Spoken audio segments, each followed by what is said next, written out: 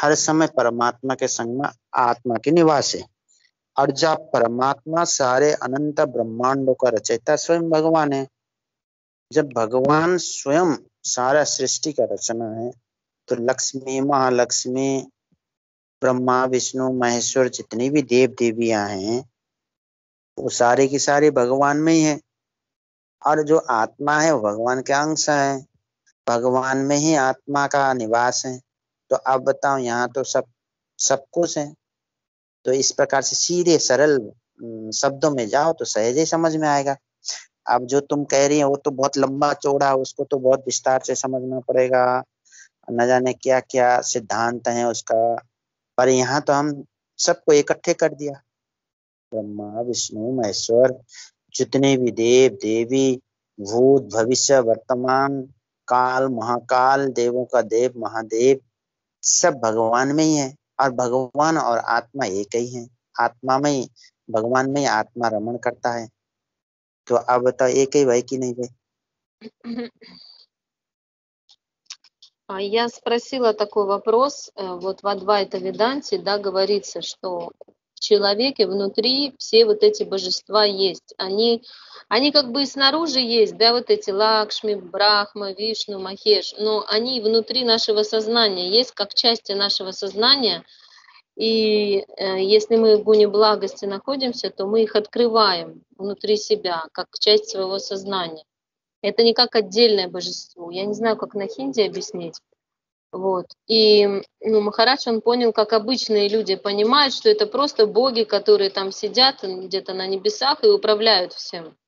И вот сказал, что атма, параматма, то есть атма — это мы всегда рядом с параматмой живем, находимся. Также можно сказать, что мы анши, мы частицы Ишвара. И в нас эти все качества есть, просто они не проявлены. И все эти боги, полубоги, они находятся в Бхагаване, внутри, живут в нем. Вот. И поскольку Бог и Атма, то есть мы как Атма одно, то это и в нас живет. तो मतलब एक दृष्टांत है जो सब लोग, जिसका सब साधारण लोग यही का देखते, जैसे लक्ष्मी अलग ठाकुर जी जैसे मतलब देवता हैं, ब्रह्मा अलग देवता, और उनका जो सिद्धांत जो ये हमारे अंदर है, सब ये हमारा ये अलग भी है, और हमारे अंदर में भी ब्रह्मा है, लक्ष्मी है। हम उसको जागृत होना, तब हम पूरा भगवान की तरफ हम जैसा फूल, पूरा फूल जब खुल जाएगा तब हम भी ऐसे खुल जाएंगे। और अभी हम हमारे सब ये बंद है, सब हम बंधन में है, उसको खोलना चाहिए, ऐसे सिद्धांत मैंने सुना। देखो ये सब है ना, ये तो भटकना है। ये जो है ना, ये अनेक प्रकार के जो सिद्धांत हैं, इस सिद्धांत की तरफ तुम जाएंगे तो ऐसा है जैसे समुद्र के बीच में किसी को छोड़ दिया जाए, तो समुद्र के बीच में न ऊपर जा सकते हैं, न दाया, न बाया, न नीचे। गोता खाते रहो, डुबकी लगाते रहो, वहीं पानी घुटुक घुटुक पीते रहो। इसी प्रकार का बात है, क्योंकि शास्त्र अनंत हैं, सिद्धांत अनंत हैं। अनेक अनेक महापुरुष भय, उन्होंने अनेक अनेक सिद्धांत बनाया है। तो हमारा जो कर्तव्य है कि जो सबसे सरल, सबसे सहज और सबसे सर्वोपरि उत्तम जो सिद्धांत हैं, उसको लेके हमें चलना चाहिए। Да, и сейчас вот я уже получше объяснила на хинди, что я имею в виду, и что вот эти божества внутри нас, в каждом человеке есть своя Лакшми, свой Ганеш и прочее, что и Рада, и Кришна, их всех надо раскрывать. И Махарадж говорит, много разных есть сиддханты, если ты будешь их все слушать, то ты можешь заблудиться, потому что много шастр, много всяких философий существует, их бесчисленное множество. И как в океане, там, если бросить человека в океане, он там будет плавать и утонет просто. Вот. И просто надо какую-то одну выбрать и ей следовать, самую простую, подходящую для тебя. तो बताते हैं महापुरुष जो हमारी जैसे दुख भोगने के लिए जैसे नरक है, इसी प्रकार से सुख भोगने के लिए स्वर्ग है। और सुख दुख दोनों से ऊंचे उठकर अपना कल्याण करने के लिए केवल 84 लाख योनि में ये मनुष्य शरीर है। तो हमको अपना कल्याण के लिए निरंतर प्रयत्नशील होना चाहिए। और सुख और दुख भोगने के लिए ये मनुष्य शरीर नहीं है, क्योंकि दुख भोगता है जीव नरक में और सुख भोगता है स्वर्गलोक में। तो स्वर्ग में केवल सुख ही सुख है, वहां दुख नहीं है। और नरक में केवल दुख ही दुख है, वहां सुख नहीं है। और मनुष्य शरीर जो है सुख और दुख इन दोनों से ऊपर उठकर अपना भगवत प्राप्ति, अपना आत्मा उद्धार करने के लिए ही मनुष्य शरीर है। तो इसी में हमें डट के रहना चाहिए, टिक जाना चाहिए। ये तो समझ गई मैं। अभी केवल कौन से उपासना कैसे करना, क्योंकि ये गुरु के बिना ये जैसे आश्रम नहीं है वैसे अकेले रहना ये मुश्किल बहुत लगता है। कोई उसमें ऐसे में ज्ञान ले सकते, सत्संग सुन सकते, लेकिन सच में प्रैक्टिस करना ये मुश्किल होता है, ऐसा लगता है। हाँ, तो उसके लिए तो सत्संग की जरूरत है।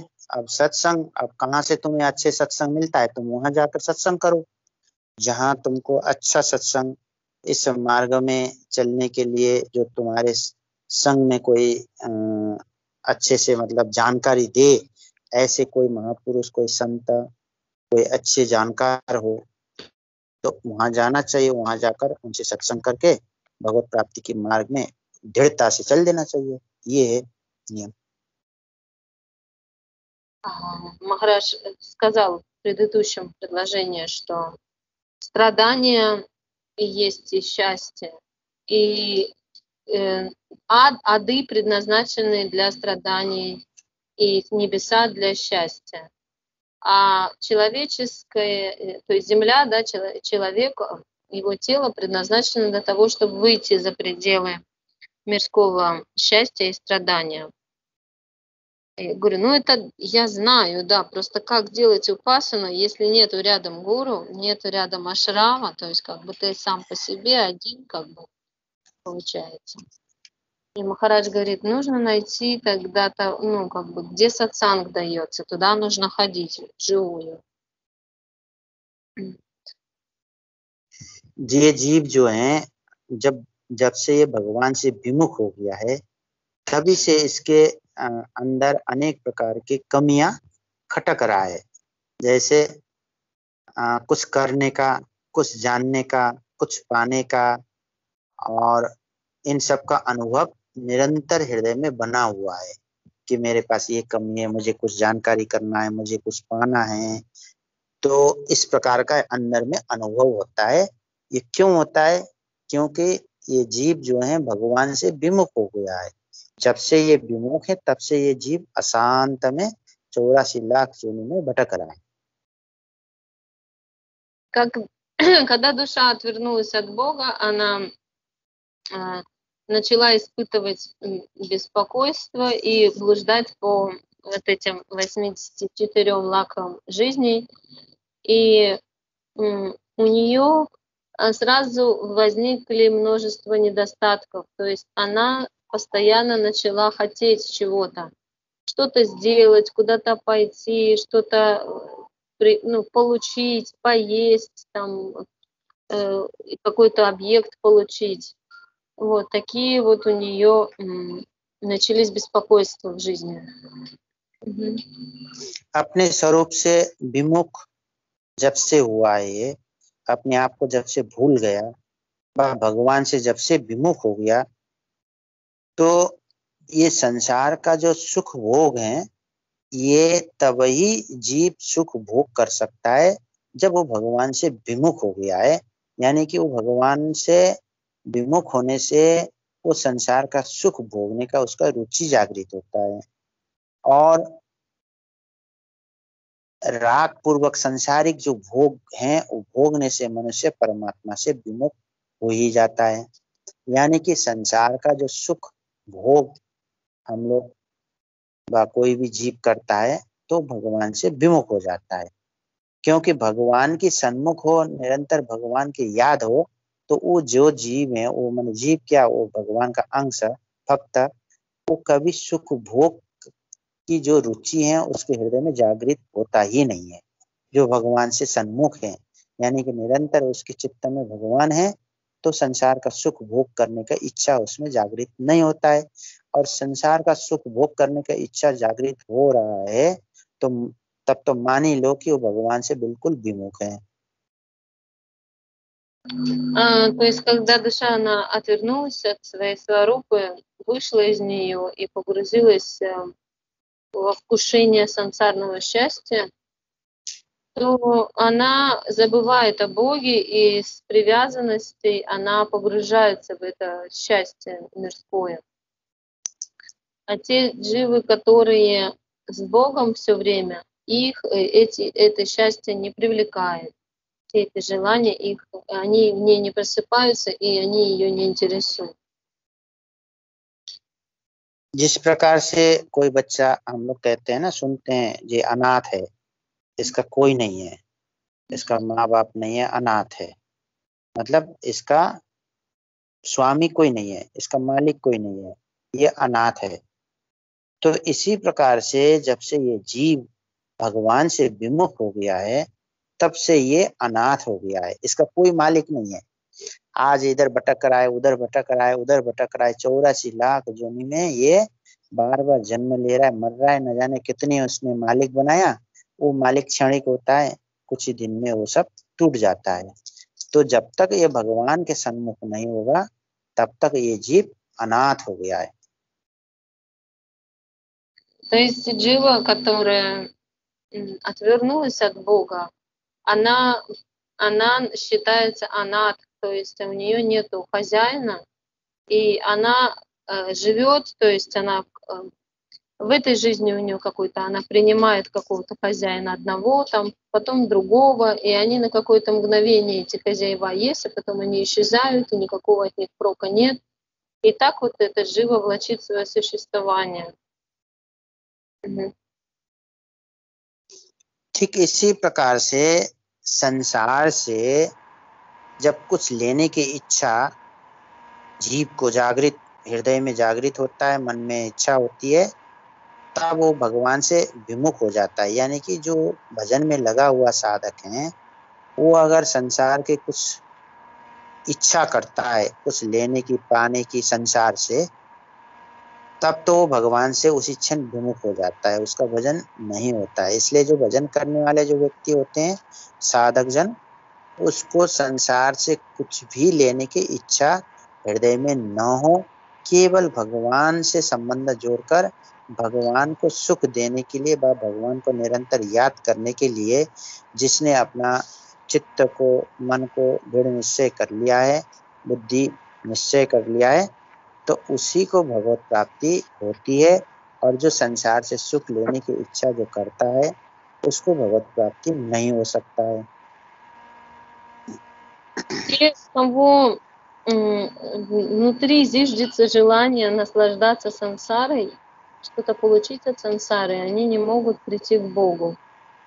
И как только это желание от сансары появляется, то она тут же, эта джива, отворачивается от Бога, потому что ее взгляд поворачивается к сансаре, и начинает она пытаться искать и думать, как это желание исполнить.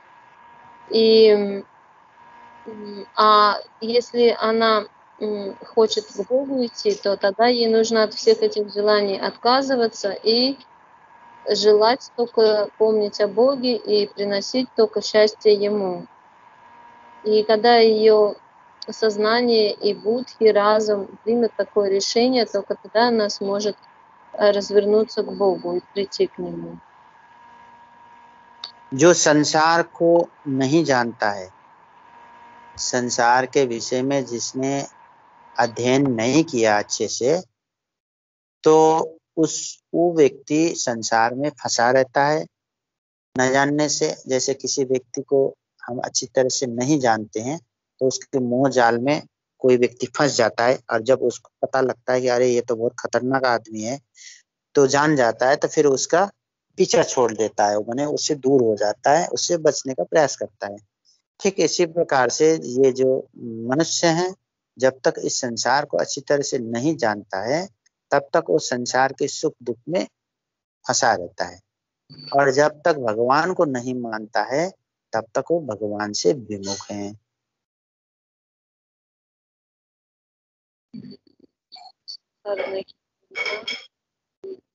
То есть джива до тех пор, пока она не понимает, что такое самсара, она будет в ней находиться и пытаться наслаждаться. И до тех пор, пока она не принимает Бога тоже. То есть, то есть этот человек, который не знает, что такое сансара, он в ней погрязает, как бы как в сети, он в нее попадает, в моху, то есть в сети мохи, в сети иллюзии, и не может эти свои все желания откинуть. Вот. А когда он откидывает желания, тогда он выходит из сансары. जो साधक जो भजन में लगे हुए हैं, उनको बहुत सावधानी से रहना पड़ता है। जो साधक संसार की वस्तु से जितना उसने अपना संबंध बना के रखा है, वस्तु व्यक्ति आदि से, उतना ही वो भगवान से विमुख हो जाता है, उतना ही वो पराधीन हो जाता है। अगर वो केवल भगवान से अपना संबंध माने तो सदा के लिए वो स्वाधीन हो जाता है, भगवान की पूर्ण रूप से कृपा उसको प्राप्त होता है। То есть садаку все время нужно быть осторожным и не укреплять, не устанавливать свои отношения с сансарой. Насколько сильно он укрепится вот в этих отношениях с сансарой, то есть у него будет привязка сильная к какой-то личности, какой-то вещи, какому-то месту, то настолько сильно он будет погрязать в этой сансаре. И он будет все время зависим от нее.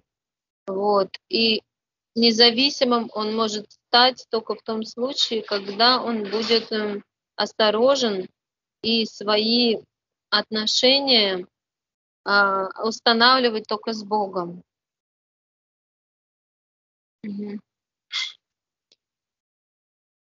जैसे अभी हम लोग जानते हैं कि हम संसार हमारे लिए बहुत नजदीक है, हम संसार में अभी फंसे हैं, पड़े हैं, इसलिए संसार को हमें ढूंढना नहीं है, सब जगह जिधर देखो उधर संसार है। ठीक इसी प्रकार से जब साधक भगवान को ही सब कुछ मान लेता है, अपने आप को समर्पित कर देता है, तब उसके हृदय से संसार नाम की वस्तु अपने आप खत्म हो जाता है, और जिधर देखो उधर ही भगवान दिखाई देता है। उन्हीं की लीला, उन्हीं के स्वरूप, उन्हीं की दिव्यता, अनंत अनंत वैभव से पूर्ण हमारे जो रसमय ठाकुर जी हैं, उनके दर्शन होने लग जाता है, और उसको तब पता लगता है कि अरे संसार तो है ही नहीं, यहाँ तो ये तो केवल हम लोगों ने मान रखा था। जैसे सपनावत, सपना में जिस प्रकार से दृश्य दिखता है, जगने के बाद वो दृश्य अपने आप विलुप्त हो जाता है। इसी प्रकार की बात है, जैसे अभी हमें संसार दिख रहा है, वैसे ही हमको भगवान दिख सकते हैं। То есть подобно тому, как нам сейчас кажется, что сансара очень рядом с нами находится, мы не можем от нее никак отделиться, то подобно этому, когда у нас появится даршан Бога, мы увидим Бога, то также мы будем думать, да, этой сансары ее вообще нету, она как сон, и только есть духовный мир, он будет так думать, такой преданный. Для него будет Бог всем являться. Вот. Он будет лилу, сварупу видеть, даршан получать.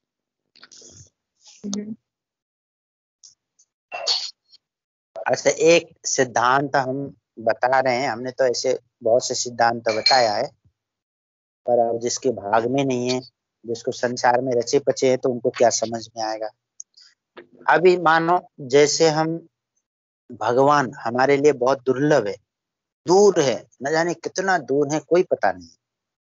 हम नहीं जानते भगवान कब मिलेंगे कब नहीं मिलेंगे, कहाँ हैं कैसे हैं, ये भी नहीं पता है, बस सुना है खाली, है ना।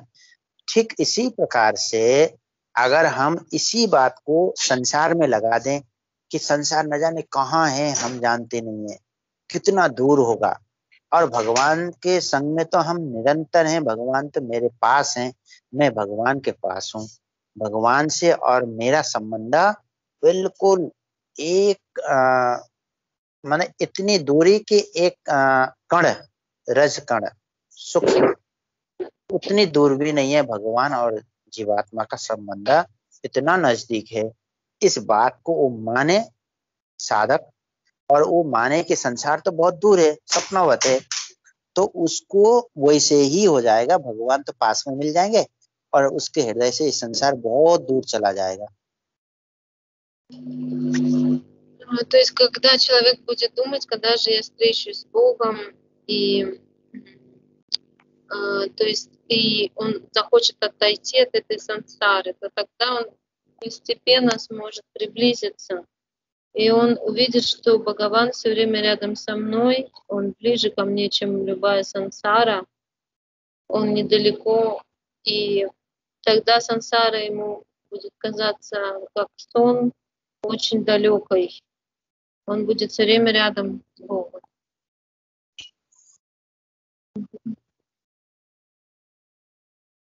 तो यहाँ पर विचार करने की बात है कि भगवान और हमारा जो संबंध है वो नित्य है। उसके लिए हमको बहुत शास्त्र पढ़ने की जरूरत नहीं है, बहुत ज्ञान की जरूरत नहीं है, तपस्या की जरूरत नहीं है। मानने का जरूरत है कि भगवान भगवान एक है। भगवान 10 नहीं होते, भगवान 50 नहीं होते हैं, भगवान एक ही है। और जिसने राम को माना तो भगवान राम है, जिसने कृष्ण को माना तो भगवान कृष्ण है। भगवान एक ही है। जिसने विष्णु को माना तो वही विष्णु भगवान है। भगवान दो नहीं है, भगवान एक है। और एक भगवान को हमने मान लिया कि मेरा प्रभु स्वयं भगवान श्री कृष्ण, कृष्णस्तु भगवान स्वयं, वो भगवान मेरे हैं। तो भगवान मेरे हैं तो फिर संसार कौन है? बोले संसार मेरा नहीं है, संसार तो भगवान का है, क्योंकि भगवान की बनाई वही संसार है। और मेरा कौन है? बोले मेरा भगवान है। बस इतना कोई मान लो तो उसके भजन अपने आप हो जाएगा, उसको अपने आप ठाकुर जी मिल जाएंगे और उसको संसार सदा के लिए छूट जाएगा। То есть наш путь, путь бхакти, это не путь какой-то тапаси, садханы, это путь просто принятия. То есть мы принимаем, что я принадлежу Богу, Бог принадлежит мне. Я никому больше здесь не принадлежу. И для меня Бог, то есть те, кто приняли там Вишну Богом, для него будет Бог Вишну. Те, кто принял Кришну Богом, то он будет Кришнасту Бхагаван Сваям. То есть он будет этой шлоке следовать, что для меня является всем Кришна. Он является моим Богом, и больше никого моего нету. И когда вот такое понимание в сердце устанавливается, тогда преданный легко может прийти к Богу.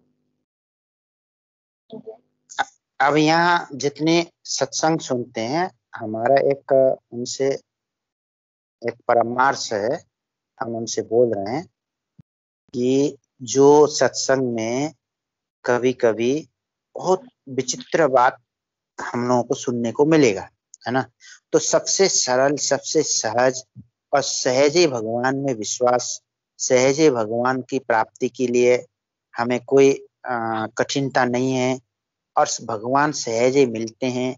इस प्रकार की कई सत्संग की बातें जब भी मिले उसको तुरंत डायरी में लिख लेना चाहिए और लिख के उसको बार बार पढ़ना चाहिए। तो क्या होगा? ये होगा कि भगवान हमारे बिल्कुल नजदीक हो जाएंगे, बिल्कुल पास में हो जाएंगे, क्योंकि भगवान तो मानने से भगवान है, नहीं मानने से कुछ नहीं है। तो मानना, विश्वास होना, तो भगवान बिल्कुल पास में हो जाना, हम भगवान के पास में हो जाते हैं। हम दूर क्यों हैं? क्योंकि हमने भगवान को माना नहीं है, विश्वास नहीं किया है कि भगवान बहुत सरल हैं, सहज हैं, प्यारे हैं, मीठे हैं, हमारे नजदीक हैं। इस बात को हम जल्दी से स्वीकार नहीं करते हैं। इस बात को जो साधक स्वीकार करे उसके लिए भगवान बिल्कुल उसके पास ही है।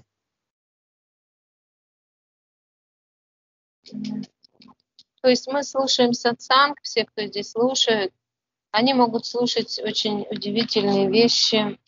И эта вещь, она заключается в том, что Бога очень легко и просто можно достичь. Просто нужно поверить и принять, что Он рядом, Он очень сладкий, Он со мной всегда рядом. И почему нам кажется, что Он далеко? Потому что мы это не принимаем, а Бог, Он проявляется, когда мы принимаем Его. Мы считаем, да, так оно и есть. Если мы говорим нет, так этого нету, нет веры, тогда Он сразу отдаляется от нас. तो भगवान को записать. हाँ बोलो। भगवान को हम मान सकते हैं, भगवान को जान नहीं सकते हैं, पर संसार को हम जानते हैं। जानना चाहे तो जान सकते हैं। इसलिए भगवान को केवल मानना है कि वो मेरे हैं, अपने हैं और मैं उनका हूँ, और संसार मेरा नहीं है, मेरे लिए नहीं है, और मैं संसार का नहीं हूँ। इस बात को हृदय में गंभीरता से विचार करते हुए स्वीकार करना है, मानना है, तो उसको जल्दी से संसार तो छूट जाएगा और ठाकुर जी प्रत्यक्ष उनके सामने खड़े हो जाएंगे, दर्शन मंद मंद मुस्कुराते हुए। То есть мы не можем познать Бога, мы можем Его принять, сказать, что да, Он есть, Он мой, и я Его. Сансару мы можем познавать, изучать там что-то, но нужно нам сказать, что я ничего общего не имею с сансарой, она не моя, я не ее. Вот. И тот, у кого такое будет понимание, тот, кто это обдумает, потом в одиночестве сидя примет, тот быстро может получить даршан Бога и быть с Ним.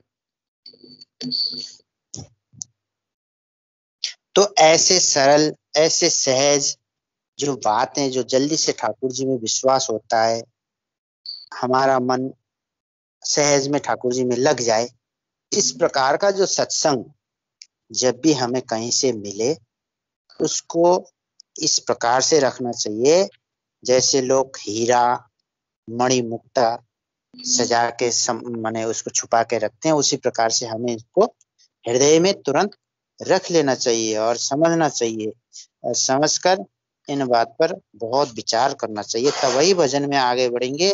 नहीं तो जिंदगी भर सत्संग सुनते रहो, अनंत पुस्तक पढ़ते रहो, फिर भी भगवान पास में नहीं आएंगे। अविश्वास होता है, नास्तिकपना जागृत होने लगता है, क्योंकि सत्संग की बातें हमने उसको कदर नहीं किया है हृदय से। То есть можно слушать очень много сатсангов, прочитать множество книг, но если это вот читать просто и не принимать в сердце, то есть слушая сатсанг, как ум может вдохновиться на баджан, только тогда, когда мы будем относиться к сатсангу как к бриллианту, то есть бриллиант мы сразу же далеко очень прячем в надежное место.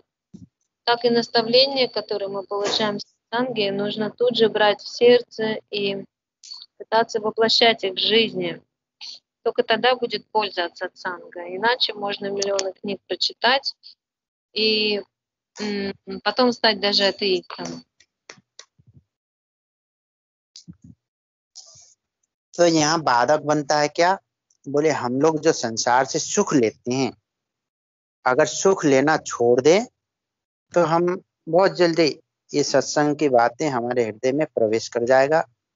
सुख नहीं लेना है, सुख का जो रस है वो रस नहीं लेना है। जिसने सुख का जो रस लेने की जिसने वृत्ति बनाया वो कभी भी आगे नहीं बढ़ सकता है भक्ति मार्ग में, क्योंकि जब हम रस लेने लगते हैं संसार में तो हमारा मन संसार में ही रमेगा, भक्ति की तरफ, भगवान की तरफ नहीं जा सकता। То есть те, у кого есть желание наслаждаться в сансаре, брать от нее счастье, они не смогут войти, они не смогут вот именно вглубь войти своего сердца. Они будут все время на поверхности, пытаясь наслаждаться вот этим внешним счастьем. तो संसार का जो सुख है वो प्राय सभी को पता है ना। वो रोज का वही एक ही है, जो सुख पहले मिला वही सुख अभी है, तो वो तो नित्य की है।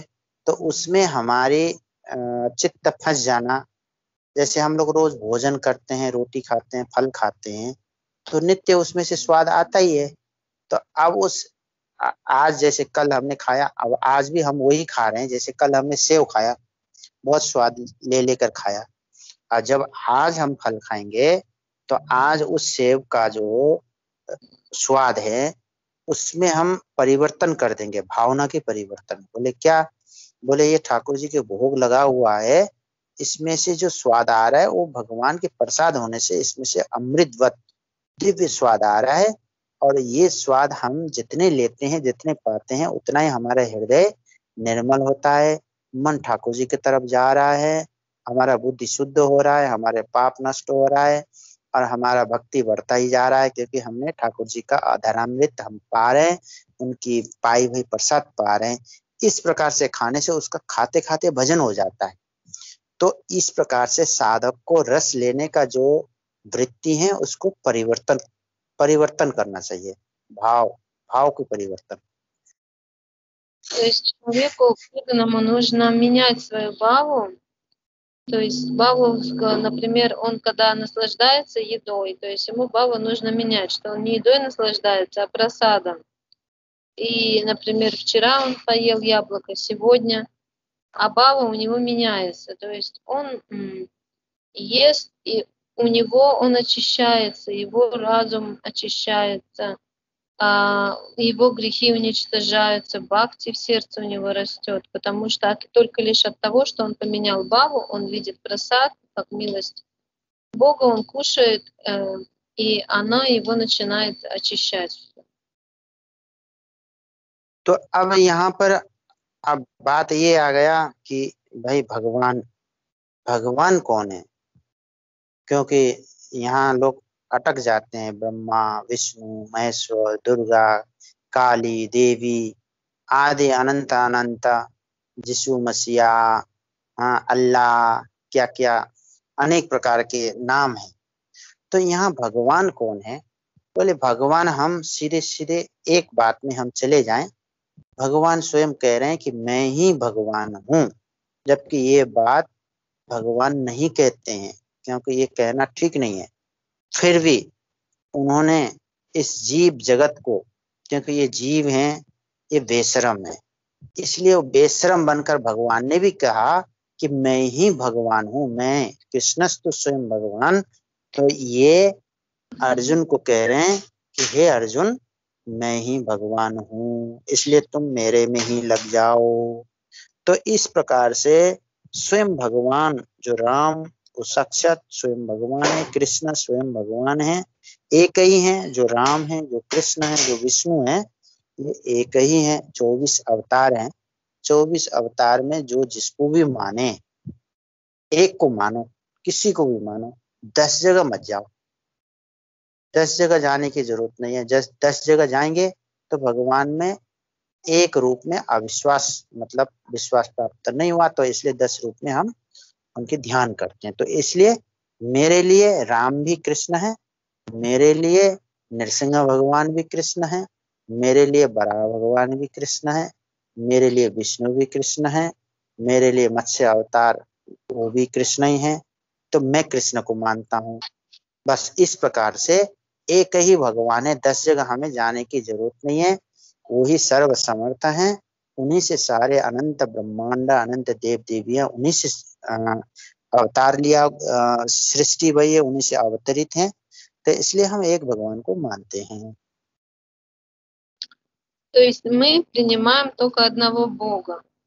И Хотя много их существует форм, есть Брахма, Вишна, Махеш, Дурга, Кали, Аллах, Иисус. Много имен, вот. Но нам надо выбрать одного и только ему поклоняться. То есть из 24 аватар, которые описываются, нужно выбрать одного, потому что если несколько, то одного будешь верить больше, другого нет, и не получится. Вот. И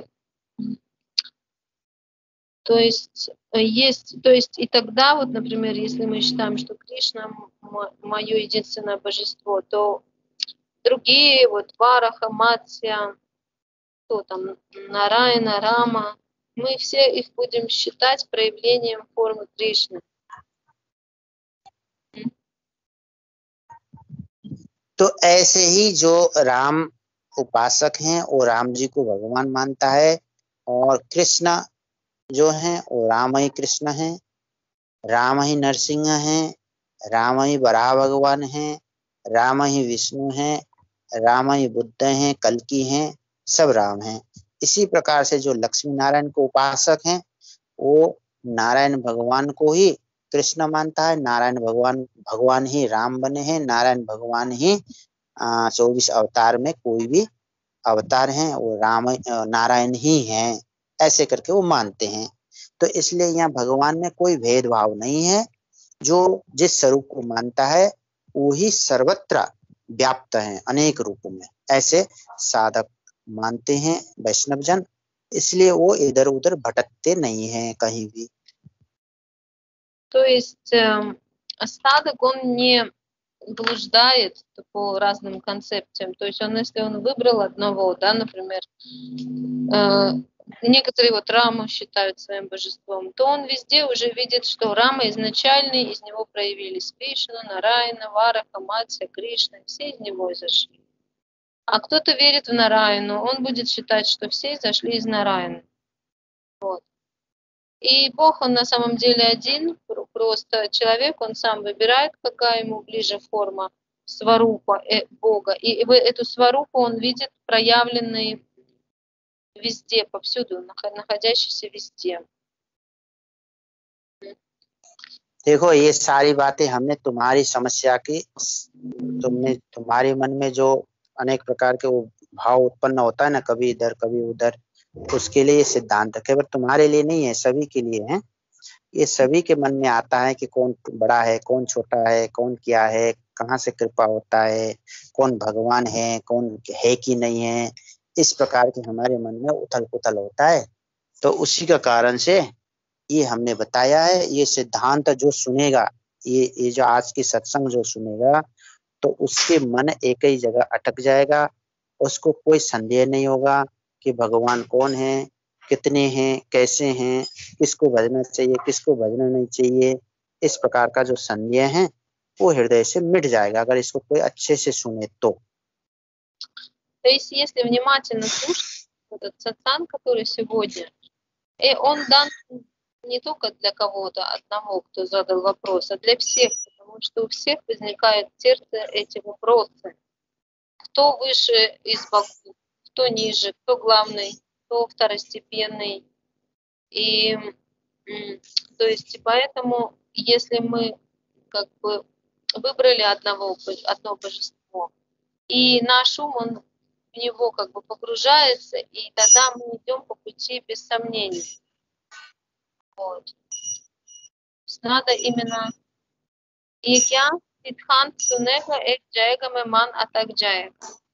जो ये सिद्धांत आज की जो बात सत्संग है ये अच्छे से सुनेगा, जो बढ़िया से एकदम मन लगाकर, बुद्धि लगाकर, विवेक से, ज्ञान से, चित्त से, तो उसके मन से ये भेदाभेद दूर हो जाएगा कि भगवान कैसे हैं, क्या हैं, मतलब कहाँ हैं, बड़े हैं, छोटे हैं, इधर हैं, उधर हैं, इसको भजूं, उसको भजूं, इस प्रकार की जो भेदभाव है, जो मन में आशंका उत्पन्न होता है, वो दूर हो जाएगा और वो एक रस भजन कर सकता है। То есть тот, кто со всем вниманием направит свое сознание на этот сатсанг, попытается разобраться, то вот эта беда бава, двойственная бава, она от него уйдет. И беспокойство тоже уйдет. Он выберет, наконец, кому поклоняться, и будет поклоняться только одному Богу. अब यहाँ एक और सिद्धांत हम बता रहे हैं, जैसे जो उच्च कोटि के जो महापुरुष होते हैं, जो जिनकी भगवान से भगवान को जो मानते हैं, भगवान से जिनका अपनापन है, प्रेम है और भगवान के बिल्कुल नजदीक हैं, जो साधक, जो महापुरुष महात्मा, उनकी जो बातें होती हैं, सत्संग की बातें, वो देखकर अनुभव करके बोलते हैं। इसलिए वो सीधा जैसे गोली के जैसे पिस्तौल गोली के जैसे सीधा छेद कर जाता है, राइफल की जैसे। इसी प्रकार से उनकी शब्द जो हैं साधक का अंतर हृदय में प्रविष्ट हो जाता है। और जो आम जो कथा करते हैं, जो पढ़ के इधर उधर सुनकर, वो जो कथा जो हम लोग सुनते हैं टीवी चैनलों में, यूट्यूब वगैरह में, तो उनमें से ज्यादातर जो कथा होता है उस पढ़कर प्रवचन होता है। वो पढ़कर मतलब सीखा हुआ, तो सीखी हुई जो वस्तु की, जो शब्द की जो प्रभाव है, वो उतना नहीं होता है, गहराई से भी हमारे हृदय में प्रवेश नहीं करता है। इसलिए महापुरुषों का जो वचन है उसको अच्छे से पढ़ना चाहिए, मानना चाहिए। जैसे तुलसीदास जी की, भागवत की, गीता की जो शब्द हैं वो बहुत गहरी हैं, वो अंतर हृदय में प्रविष्ट कर जाता है। इसी प्रकार की जो महापुरुष होते हैं, जो अच्छे उच्च कोटि के, उनकी दी हुई सत्संग वो बहुत दुर्लभ होता है। तो ऐसे सत्संग हमको कहीं मिले, ऐसे महापुरुष मिले, तो उन सत्संग को अच्छे से मन लगाकर सुनना चाहिए। То есть нужно слушать сатсанг того, кто сам реализовался. То, что сейчас предлагается в Ютубе, на всех вот этих телевизионных каналах, это просто люди, которые выучили все хорошо и красиво говорят, но сами они, как правило, не реализованы глубоко, то есть именно глубоко в сварупу не вошедшие. И то есть, слушая сатсанги такие, можно какое-то знание понять, что-то понять, но вот так глубоко тоже не войдешь. Нужен именно тот सत्संग, тот साधु, который सम वशो। मतलब जो स्वरूप में स्थित है उसको सुनना चाहिए। बाकी वो सब ज्ञान देते, ये जैसे केवल उससे ज्ञान होता है लेकिन अनुभव नहीं हो सकता। नहीं होता है, वो सब जैसे स्कूल की पढ़ाई होता है, ठीक उसी प्रकार की होता है। तो अनुभव में नहीं आएगा, क्योंकि उन्होंने उनकी प्रवेश नहीं हुआ। वो जो शब्द बोल रहे हैं उसका अनुभव वो कहने वाले का भी नहीं है, वो स्वयं नहीं जानते हैं, पर वो दूसरे की पुस्तक पढ़ पढ़ के उन्होंने कंठस्थ कर लिया, याद कर लिया, तो बुद्धि के द्वारा उसको सत्संग के माध्यम से सुना तो रहे हैं, पर उसमें उनको भी जानकारी नहीं है। तो जानकारी न होने से उनकी बातें हमारे ऊपर ज्यादा असर नहीं करेगा, हम चाहे कितनों सुन लें। То есть мы можем очень много таких людей, которые выучили просто все наизусть. И с точки зрения ума, разума, они говорят, они в этом не реализованы. И такой сатсанг сильно на нас не будет действовать. То есть глубины в нем не будет такой, какая нужна. अब यहाँ पर एक बात प्रश्न उठ सकता है कि भाई हम तो जानते नहीं है कौन महापुरुष है, कौन नहीं है, कौन अनुभवी है, कौन नहीं है, ये बात आती है।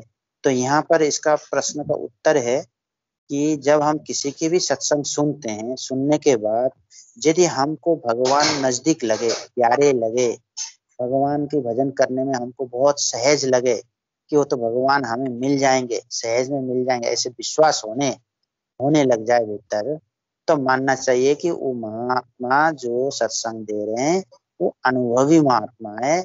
उन्होंने अनुभव करके, देख कर वो सत्संग बोल रहे हैं, ये मान लेना चाहिए। И может возникнуть вопрос, ну мне как понять вообще, он реализован или нет, вот кого я слушаю? Проверить достаточно легко после того, как вы его послушали, сатсанг такого садху, у вас в сердце что происходит? Становится ли вам Бог ближе? Легче ли вы начинаете делать свой баджан? Усиливается ли у вас вера? Вот. Если да, то тогда, значит, у него есть опыт какой-то у этого садхгу, и он что-то увидел из этого опыта и говорит, исходя из него. और जहाँ पर जिस कथा में बैठकर हम कथा सुनते हैं व जिनकी कथा सुनते हैं, जिनके प्रवचन सुनते हैं, उसके बाद हमारे मन में अगर ऐसी भाव जागृत होने लग जाए, मैं भी बहुत जानकार बन जाऊं, मैं भी ऐसे सुंदर कथा कहने लग जाऊं, मेरा भी इतनी दिमाग इतनी आगे बढ़ जाए, मैं भी इनकी जैसे चमत्कारी महात्मा बन जाऊं, व मैं भी ऐसे चमत्कार दिखाऊं, व मेरा भी ऐसे बहुत परिकर हो, मुझे भी ऐसे लोग सम्मान करें, ऐसे प्रतिष्ठा की जो भावना आए, व मुझे भी ऐसे ही अनेक प्रकार के सिद्धांत सब जानकार हो, इस प्रकार की मन में अगर बात आती हो कोई कथा सुनने के बाद, तो समझ लो कि वहां अनुभव की बात नहीं है, वो पढ़ लिख कर सीखी हुई बात हम सुन रहे हैं, ऐसे विचार करना चाहिए। Если после того, как вы послушали сатсанг или во время у вас возникает такие ощущения, что я тоже хочу так же стать таким же знаменитым, такие же ситхи иметь, чудеса показывать, красиво петь, чтобы люди мне оказывали почтение, и также выучить все, что он говорит, также красиво начать говорить, то это значит, что он не реализован, этот человек, садхгуру, или кто там говорит в Ютубе. Вот. और कुछ हमने तो बहुत सिद्धांत बोल दिया है, कोई इसमें किसी को कुछ जानकारी समझ में नहीं आया हो? Кто-то еще, может, что-то не понял, есть еще какие-то дополнения, вопросы.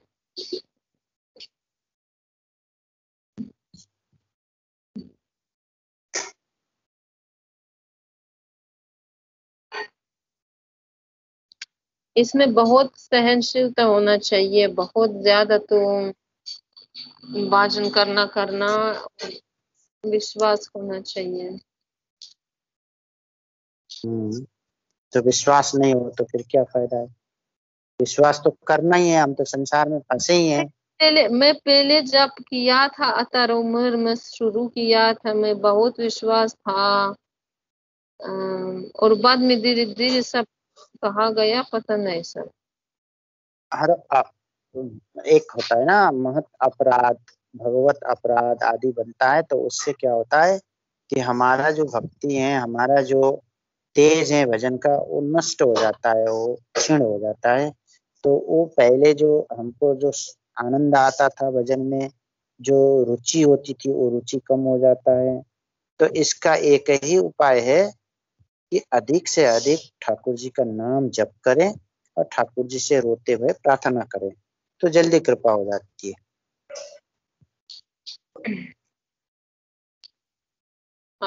Я говорю, тут надо очень быть терпеливым, чтобы до конца там дойти, до этого пути.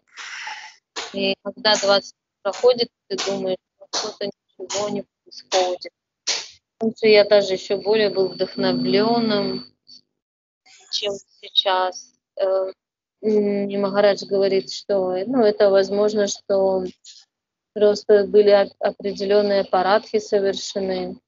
И то есть нужно просто как можно больше повторять намы и плакать перед Богом, молиться, и тогда оно вернется. Вернее, даже не вернется, а усилится еще больше. ठीक है, आज नहीं पूरा करते हैं, और कोई बात हो तो पूछो। इतना जल्दी हम भगवत गीता नहीं पढ़ना? मेरे पास गीता नहीं है, मेरा लैपटॉप में था पीडीएफ, लैपटॉप खराब है, उसमें लैपटॉप खुलता नहीं है क्योंकि खराब है। जब तक मेरे पास गीता नहीं होगा तो हम कहाँ से पढ़ेंगे?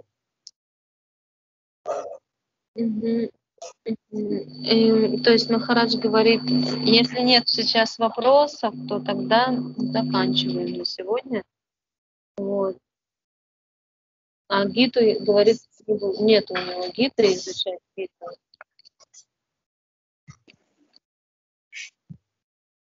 तुम लोग कर लो सत्संग गीता के, तुम्हारे पास तो है। ये तो क्या होगा, ये तो तुमको भी तो बहुत पता है, जानकारी है, तुम भी तो दे सकती हो सत्संग। नहीं मैं नहीं दे सकते। मनमोहन कुछ पूछ रहा है क्या? पूछो मनमोहन से। Манмухан, давайте задайте вопрос, чтобы был не только я, да. Хочешь что-нибудь спросить, и он углубит эту тему. Я бы хотел, вот когда читаешь джапу, может имеет какое-то значение концентрация, допустим, говорят, вот, в районе сердца там или в районе там межброви, там какие-то есть технические такие вещи, чтобы более концентрированность. Он पूछ रहे हैं जब जाप करने के समय ध्यान कहाँ करना चाहिए, जैसे कोई बोलते हैं अनाहत में, कोई आज्ञा चक्र में, अजना चक्र में, कोई सहस्रार चक्र में, उसमें व्यायाम है? अरे चक्र में मत घूमो भाई, वो चक्र दिखेगा नहीं, वो तो योगियों की बात है, जो योग साधना करते हैं उनके लिए हैं, जो प्राणायाम करते हैं कई दिन में कई प्राणायाम करते हैं, तो उनको या अभ्यास करते अनाहत चक्र, आज्ञा चक्र, क्या वो चक्र है, ब्रह्मरंध्र तक पहुंचते हैं, वो नहीं करना है। बस सीधे ठाकुर जी के चरणों की ध्यान करो, बिहार जी की, और सीधा मंत्र जाप करो, बस। इससे बड़ा कोई चक्र ही नहीं है, सबसे बड़ा चक्र है। То есть ни на каких чакрах не надо концентрироваться. Это вопрос для йогов, которые делают пранаяму, и на них концентрируются. А мы должны на такую же...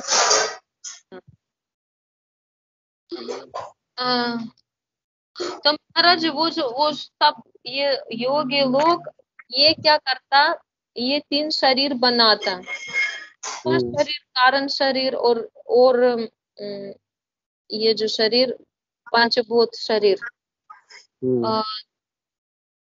तो ये सब शरीर 3 शरीर ये सब मायाकृत है, और वहां पर इसलिए ये सब योगी लोग जो भी चंद्रलोक, एक सत्संग में सुना जो बहुत वेदांतकारी था, वो मरने की स्थिति के समय वो केवल चंद्रलोक पहुंचा, वो इसके ऊपर नहीं पहुंच सकते थे। तो मतलब इसलिए ये सब, क्योंकि उसका ध्यान इसी में फंस गया, सब कारण शरीर ये सब सूक्ष्म शरीर, इसलिए वो संसार ऊपर नहीं उठते ना, इसमें फंस गया।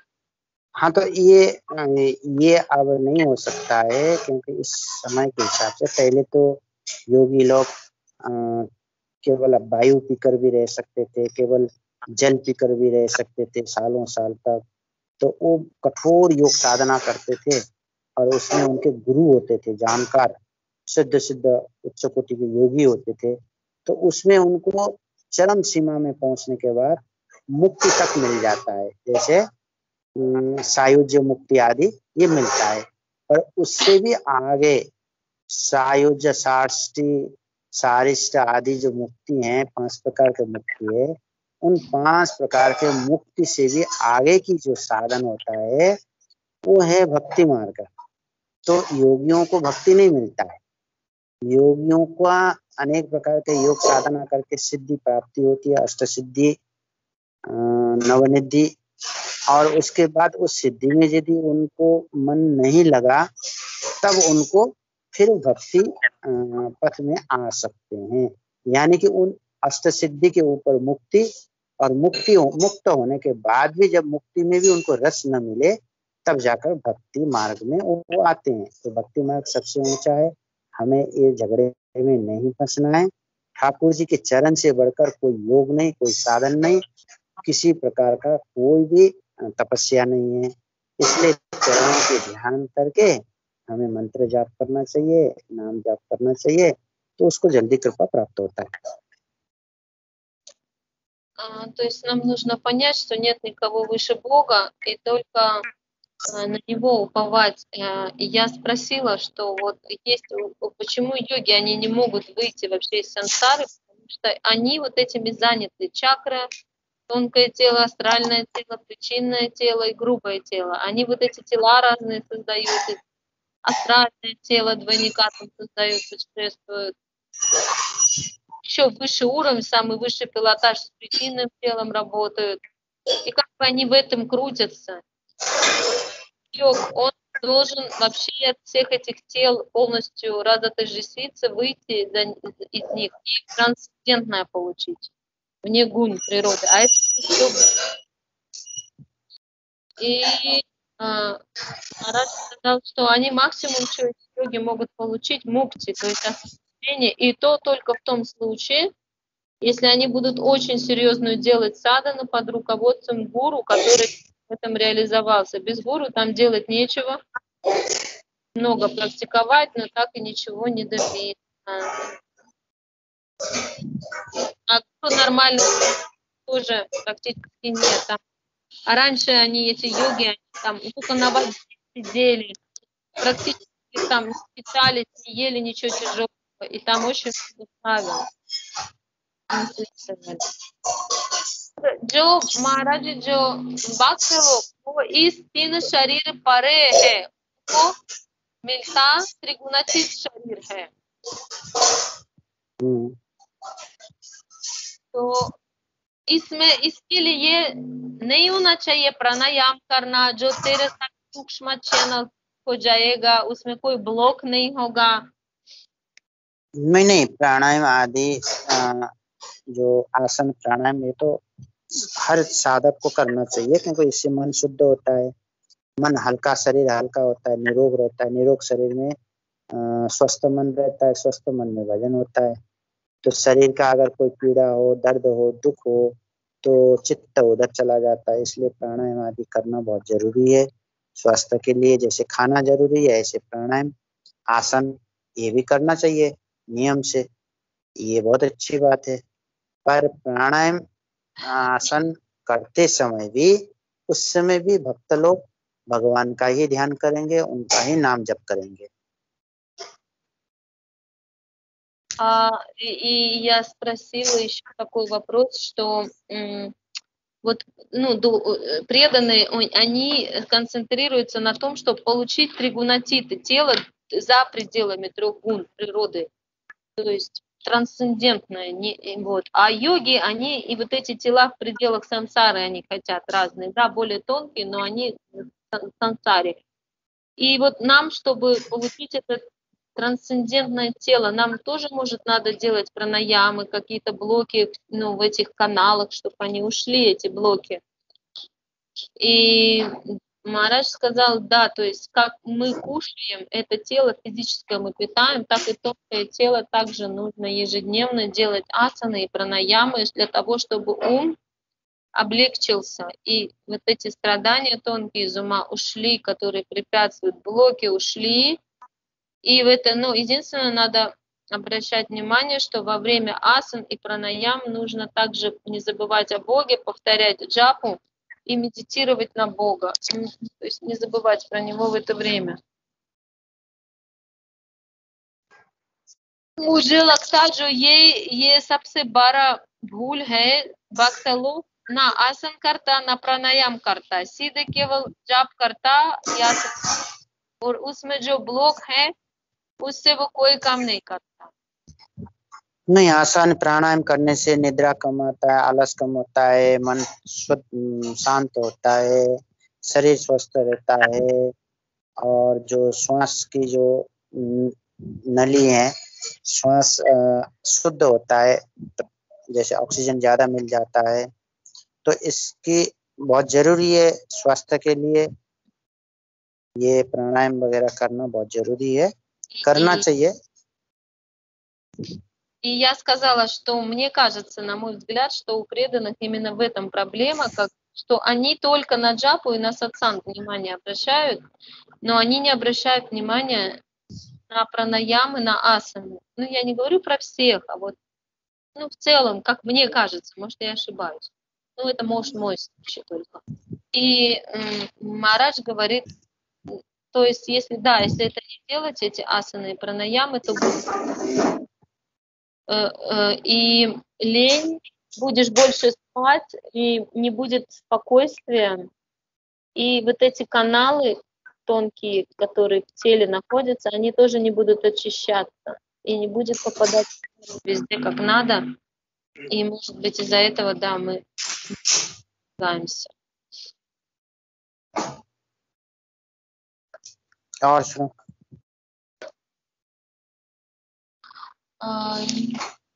Суна. अभी तो मैं इस पढ़ते तो रस है सुनते सत्संग अभी तो प्रश्न तो नहीं अभी पता नहीं कौन सा प्रश्न तो आज यही पूरा करते हैं, ठीक है? ठीक है. Ну, тогда на сегодня все, если вопросов нету. Да, мне надо целую неделю тогда вопросы прям записывать, чтобы все это правильно задавать.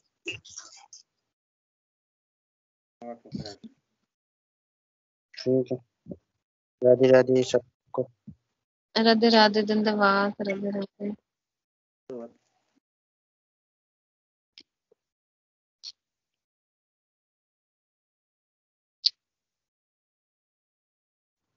राधे राधे.